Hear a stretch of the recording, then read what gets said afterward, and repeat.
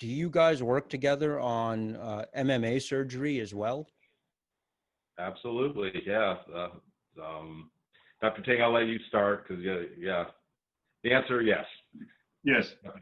The funny thing is, a lot of cases, I always send Dr. Vaughan to get MMA consultation.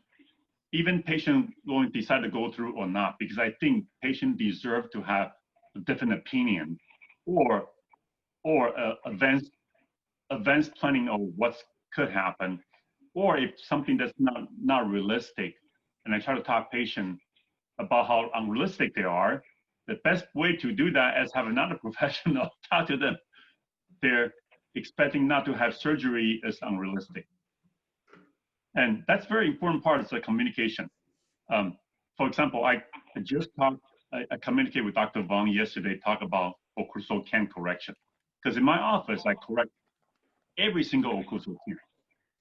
But I know during the MMA process, if patient gonna have MMA procedure done, if the patient are occlusal canth, then I talk to Dr. Vaughan about his guideline. When do we correct occlusal canth?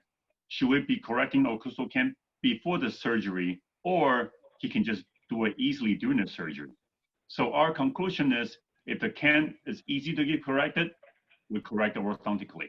It's going to be more complicated, going to cost a couple months to correct it, then we correct surgically. So the collaboration between us is, if patient going to take quite a few months to correct the canth, in order not to delay the process, we'd rather do it surgically since we're going to do the MMA process anyway. Great. So that's my take on that. Agree. Yeah, there's some things that are just more, it's a more efficient way of getting there with the surgery. So yeah, like an occlusal canth, we were discussing if it's going to be months and months with surgery, and if they need a hospital procedure anyway, then yeah, we can just correct that occlusal canth right at the time of the surgery. And just to wrap up our previous discussion, for those out there who are interested in a reliable way to gain that forward expansion that everyone so desperately wants, there's a surgery for that. And there's a surgery for that. And what would that surgery be called? I called it MMA, but there's no need to experiment with plastic and elastics and nails when so and so is available. Yes, and this is not a niche type of surgery. It is in the very strictest sense of the word, but this is maxillary. MMA stands for maxillary mandibular advancement, and this is a procedure that is done bicoastal and in the middle. This isn't something that's a rare procedure. You do, of course, want to work with someone that is familiar with it, and of course has expertise within it. But it's not something that is unique to Southern California, or any accredited oral maxillofacial surgery program is going to teach their residents these procedures. So yes, so these procedures are done properly planned with the right hands. They're safe, they're predictable, and you're going to have a trained professional there to guide you to get you from point A to point B.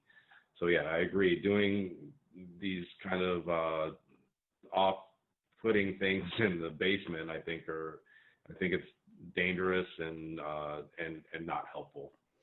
And a patient could struggle for months with a reverse pull headgear to achieve best case scenario 3 millimeters. Then that's even, that's hypothetical.